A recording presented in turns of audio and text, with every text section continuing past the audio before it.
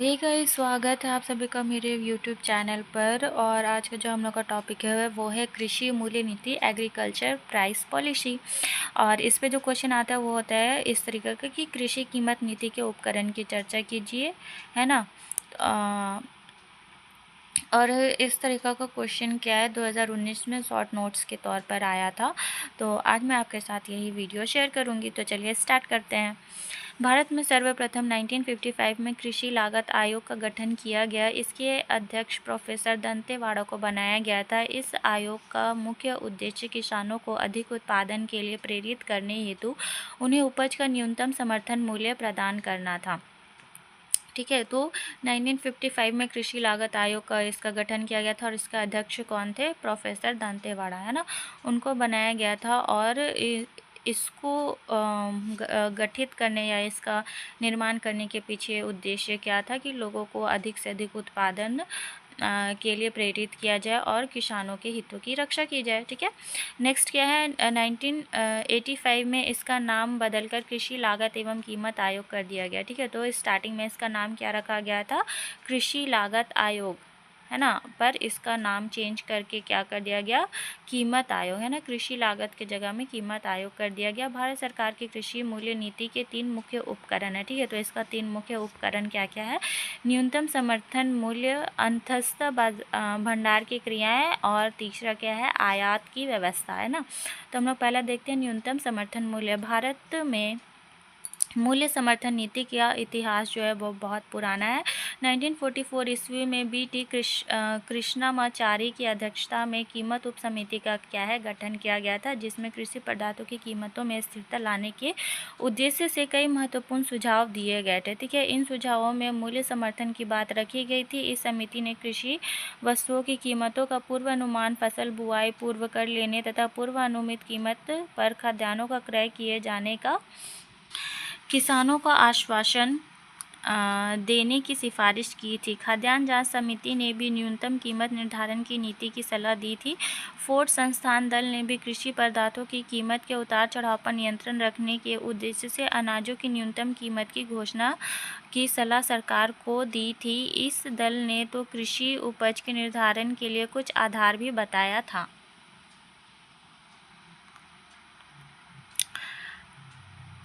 कृषि कीमत आयोग की स्थापना भी भारत में इसी उद्देश्य से हुई थी और इस आयोग को स्थायी रूप दे दिया गया।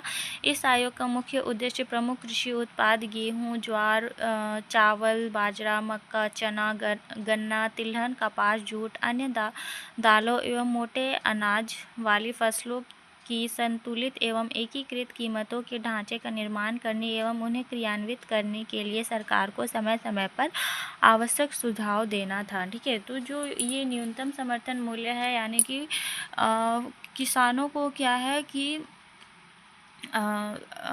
उनकी उपज हो सके अच्छे से, और किसानों को क्या होता है, उनके पास इतने पैसे नहीं होते कि वो उपज पर अच्छी तकनीकों का प्रयोग कर सके।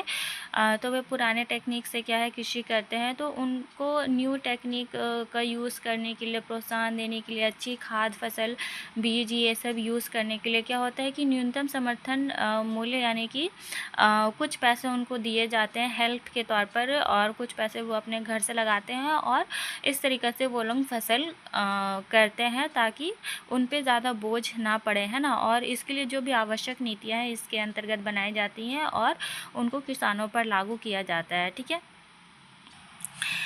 कृषि कीमत आयोग कुछ कार्य भी करते हैं जो कि निम्नलिखित है। तो कृषि कीमत आयोग कुछ कार्य करते हैं, चलिए देखते हैं कौन कौन से कार्य हैं। पहला क्या है, कृषि कीमत आयोग विभिन्न कृषि उत्पादकों की कीमतों में प्रति वर्ष होने वाली गिरावट से कृषकों की रक्षा करने के उद्देश्य से एक न्यूनतम समर्थित कीमत नियत करने का सुझाव सरकार को देता है। यानी कि वो सरकार को क्या देता है? सुझाव देता है कि किसान को क्या है कि लॉस ना हो, इसलिए एक न्यूनतम जो भी कीमत है वस्तु का वो तय कर दिया जाए और किसान को लॉस ना हो।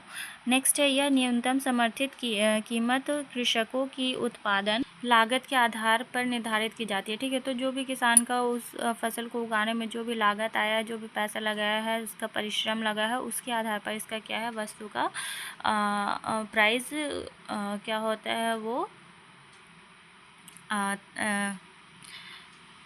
तय किया जाता है ना। उसके बाद क्या है, न्यूनतम समर्थित कीमत कृषकों की उत्पादन लागत के आधार पर निर्धारित की जाती है।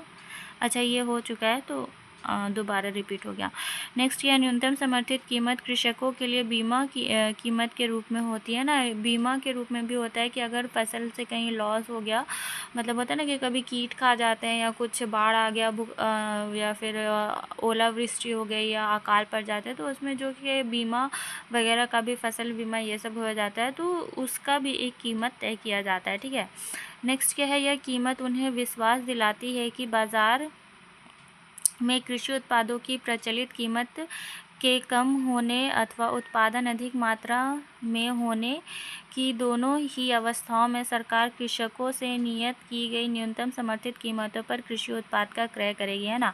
तो क्या होता है कि मान लो कि बाज़ार में वस्तु का क्या है, डिमांड कम है या फिर डिमांड बहुत ज़्यादा है, तो उसमें वस्तु अधिक दाम में ना बेची जाए या कृषक को लॉस ना हो, ये सारी चीज़ों का क्या है, यहाँ पे ध्यान दिया जाता है। और उसके लिए एक न्यूनतम समर्थित कीमत यानी कि एक न्यूनतम मूल्य तय कर दिया जाता है कि हाँ ना, इस मूल्य से तुम ज़्यादा रेट में बेच सकते हो ना कम रेट में बेच सकते हो, इसमें तुमको प्रॉफिट अच्छा हो जाएगा और जो विक्रेता है उसको भी लॉस नहीं होगा, उसको ज़्यादा पैसा कीमत नहीं देना पड़ेगा। तो उस आधार पर क्या है, यहाँ पर कीमत तय किया जाता है, जिससे कि क्रेता और विक्रेता दोनों खुश।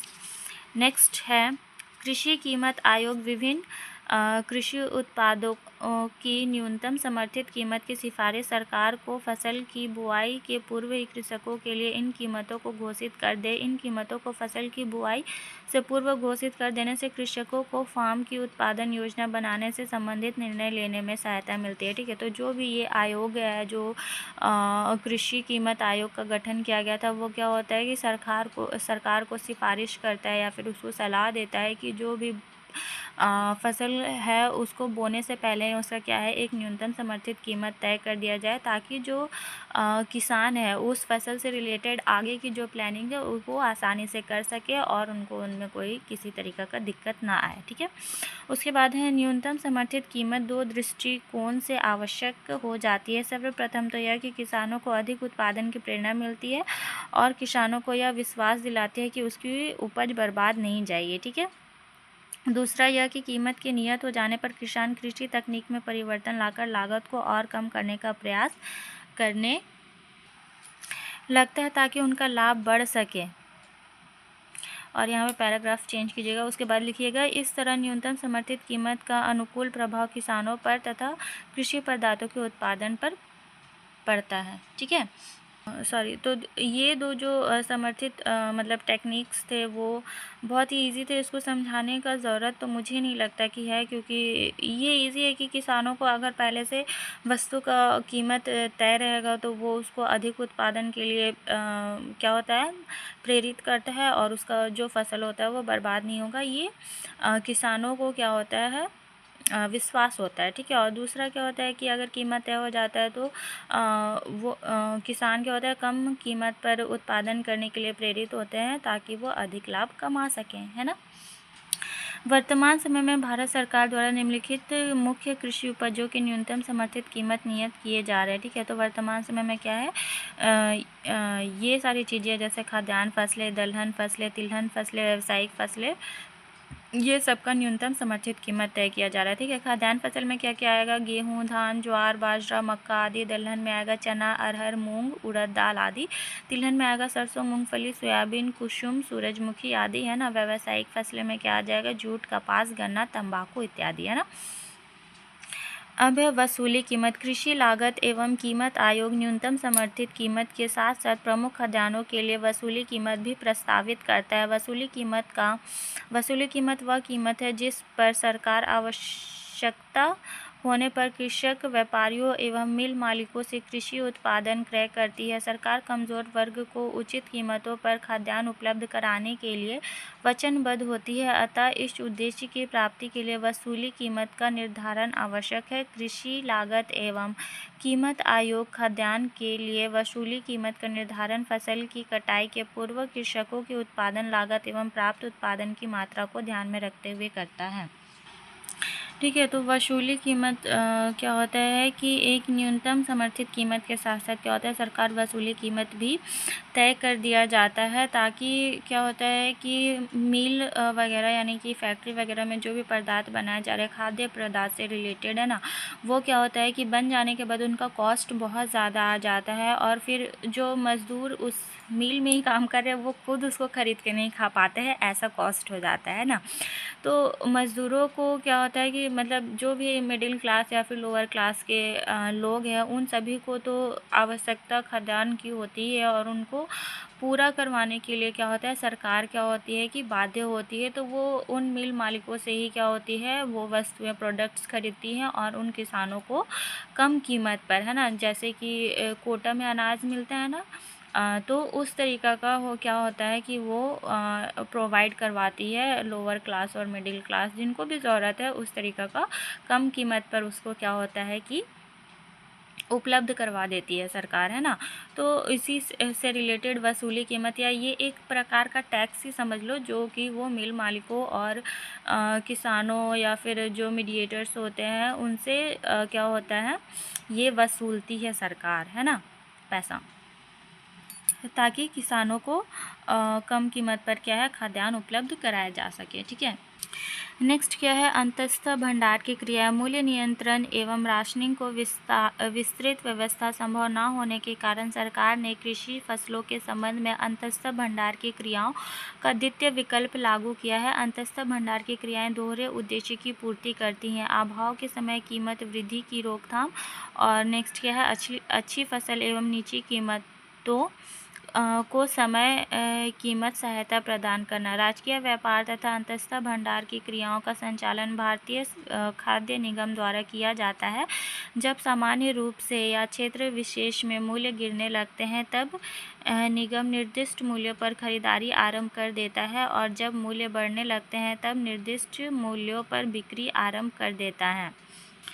सरकार ने भारतीय खाद्य निगम के माध्यम से खाद्यान्नों की काफ़ी वसूली की है और बफर भंडारों का निर्माण किया है, ताकि सूखे की स्थिति होने पर या किसी वर्ष कम उत्पादन होने पर भी सार्वजनिक वितरण प्रणाली के माध्यम से खाद्यान्नों का बंटवारा करके स्थिति से निपटा जा सके। इन्हीं प्रयासों के कारण अकालों पर काबू पाया जा चुका है। प्रतिवर्ष भारतीय खाद्य निगम द्वारा बड़ी मात्रा में खाद्यान्नों की वसूली की जाती है। अप्रैल 2004 ईस्वी में देश में गेहूँ का 4.9 मिलियन टन तथा चावल का 13.1 मिलियन टन का बफर स्टॉक मौजूद था। ठीक है, तो हम लोग का जो पॉइंट क्या है, अंतस्थ भंडार की क्रियाएं, है ना। ठीक है, तो क्या होता है, बाज़ार में मूल्य नियंत्रण एवं राशनिंग की व्यवस्था विस्तृत यानी कि बढ़ नहीं पाती है, जिस कारण से सरकार क्या है कि दूसरा ऑप्शन बी अपनाती है, जिसमें क्या होता है, अंतस्थ भंडार की क्रियाओं को शामिल किया गया है द्वितीय विकल्प के रूप में, यानी ऑप्शन बी के रूप में। ठीक है, अंतस्थ भंडार में दो तरीक़ा का क्या होता है, उद्देश्य है इसको लागू करने के पीछे क्या है, अभाव के समय कीमत वृद्धि की रोकथाम, यानी कि क्या होता है कि मान लो कि किसी भी फसल का मार्केट में सर्कुलेशन ज़्यादा नहीं हो रहा है, या फिर उसकी डिमांड बहुत है लेकिन सप्लाई क्या है, कम है, तो उसमें क्या होता है कि जो भी फसल होता है वो क्या होता है, डबल दाम से बेचा जाता है ना, डबल या ट्रिपल दाम से। तो उस को रोकने के लिए, है ना, इसका व्यवस्था किया गया है। और तीसरा क्या है, अच्छी फसल एवं नीची कीमतों को समय कीमत सहायता प्रदान करना, है ना। तो अच्छी फसलें जो भी होती हैं उनको क्या होता है कि नीची कीमतों पर ना बेचा जाए, यानी कभी कभी किसानों को ठग दिया जाता है ना। तो ये चीज़ ना हो, तो उसके लिए क्या है, इसका यूज़ किया जाता है ऑप्शन बी का, यानी कि अंतस्थ भंडार क्रियाओं का। ठीक है, और राजकीय व्यापार तथा अंतस्थ भंडार की क्रियाओं का संचालन क्या है, किसके द्वारा किया जाता है, भारतीय खाद्य निगम के द्वारा किया जाता है। ठीक है, इसमें क्या होता है कि जब किसी क्षेत्र विशेष में कोई भी जो अनाज है उसका मूल्य गिरने लगता है, तब निगम क्या होता है कि एक नियमित कीमत पर मूल्य का खरीदारी करके उसको रख लेता है, और जब मूल्य बढ़ने लगता लगता है तब उसको फिर बेचना स्टार्ट कर देता है। ठीक है, उसके बाद क्या होता है कि सरकार क्या है, भारतीय खाद्य निगम के द्वारा क्या होता है कि कीमत मध्यम से खाद्यान्नों की काफ़ी वसूली की गई है और बफर भंडारों का निर्माण किया जाता है। यानी कि जब भी देश में सूखा, अकाल या फिर किसी तरह का प्राकृतिक आपदा हो जाता है या फिर वर्षा अधिक हो जाती है या भूस्खलन होता है, तो किसी भी प्रकार से अगर फसल बर्बाद हो जाती है और किसानों को या फिर लोगों में भूखमरी की स्थिति उत्पन्न ना हो, इसलिए बफर स्टॉक का निर्माण किया जाता है, जिसमें कि क्या होता है, अनाजें खरीद करके स्टॉक में रखा जाता है। और जब देश में इस तरीक़ा की स्थिति उत्पन्न हो जाती है तब इन अनाजों को उनके बीच बांटा जाता है ताकि वे भूखे ना मरे, है ना। अप्रैल 2004 ईस्वी में देश में गेहूं का जो बफर स्टॉक था वो कितना था, 4.9 मिलियन टन था और चावल 13.1 मिलियन मतलब टन में मौजूद था। ठीक है, नेक्स्ट क्या है, आयात की व्यवस्था। योजना काल में खाद्यान्न एवं दूसरे कृषि पदार्थों की आयात व्यवस्था ने घरेलू आपूर्तियों के अनुरक्षण तथा मूल्य स्थिरीकरण में महत्वपूर्ण योगदान दिया है। 1956 ईस्वी में भारत सरकार ने संयुक्त राज्य अमेरिका में PL 480 के अंतर्गत खाद्यान्न की आयात तथा सार्वजनिक वितरण प्रणाली के माध्यम से उसके वितरण की दीर्घकालीन खाद्य नीति सूत्रबद्ध की। इसके अंतर्गत सरकार ने विदेशी विनिमय के रूप में भुगतान के वादे के बिना खाद्यान्न का आयात किया तथा समाज के कमज़ोर वर्गों को नीची कीमतों पर खाद्यान्न उपलब्ध कराया। तो नेक्स्ट क्या है, आयात की व्यवस्था, यानी कि इसके अंतर्गत क्या, योजना काल के अंतर्गत यानी कि जो पंचवर्षीय योजना थी उसमें अंतर्गत खाद्यान्न एवं दूसरे कृषि पदार्थों की जो आयात की व्यवस्था थी वो क्या थी, जो आपूर्ति थी वो अनुरक्षण तथा मूल्य स्थिरीकरण में इसका क्या है, महत्वपूर्ण योगदान दिया है। और 1956 ईस्वी में भारत सरकार द्वारा क्या है, संयुक्त राज्य अमेरिका, है ना, में PL 480 के अंतर्गत क्या है, खाद्यान्न का कोई मतलब वादा नहीं किया गया था, लेकिन उसको भी ये लोग पूर्ति किए थे। और इसमें क्या था कि समाज के कमज़ोर वर्गों को निचली कीमत पर खाद्यान्न उपलब्ध कराया गया था। ठीक है, 1965 ईस्वी में भारत पाक संघर्ष के समय जब अमेरिका ने भारत को गेहूं देना बंद कर दिया था तब सरकार की खाद्य नीति फेल कर गई। इसके बाद ही सरकार ने नई समन्वित खाद्य नीति लागू की। इसके अंतर्गत खाद्यान्न की आयात पर निर्भरता घटाने एवं देश के भीतर जो कुछ उत्पादित हुआ है उसी का वितरण करने का निर्णय लिया गया। इस तरह 1966 ईस्वी में सरकार की खाद्य समिति अंतःस्थ भंडार की क्रियाओं पर आधारित है। ठीक है, तो जब 1965 में भारत पाक का जब लड़ाई हुआ था उस समय क्या हुआ था कि जो अमेरिका था वो भारत को गेहूं देना बंद कर दिया था और इससे क्या हुआ कि देश में गेहूं की जो सप्लाई था वो घट गया था। इसके बाद सरकार ने इससे क्या है, भारत सरकार ने इससे सबक लिया और उन्होंने दूसरे देशों से क्या होता है कि खाद्यान्न का जो भी निर्भरता होता है उसको कम करने के लिए अपने ही देश के अंदर लोगों को, किसानों को फसल अधिक उत्पादित करने के लिए प्रेरित किया, प्रोत्साहित किया ताकि उनको दूसरे देशों पर आश्रित ना रहना पड़े, है ना। और फिर 1966 ईस्वी में क्या है, सरकार ने खाद्य समिति जो थी अंतःस्थ भंडार की क्रियाओं पर क्या हो गया, पूरी तरीक़े से आधारित इस प्रकार से हो गया, है ना। तो ये था हम लोग का एक छोटा सा टॉपिक। तो आशा करती हूँ कि आपको ये टॉपिक पसंद आया। अगर टॉपिक पसंद आया तो लाइक, शेयर एंड सब्सक्राइब ज़रूर करें। Thanks for watching.